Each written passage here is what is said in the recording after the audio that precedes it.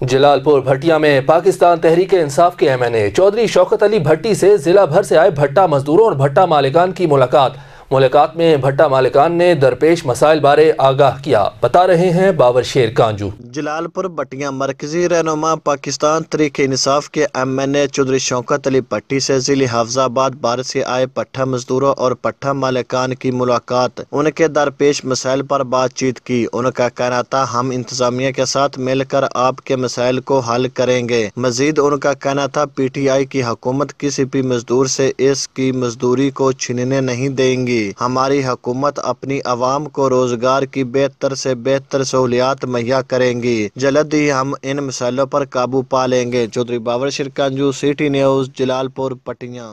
ہم لاتے ہیں ٹاپ نیوز، آپ کے فیورٹ ٹاک شوز اور انلمیٹڈ انٹرٹینمنٹ صرف YouTube پر۔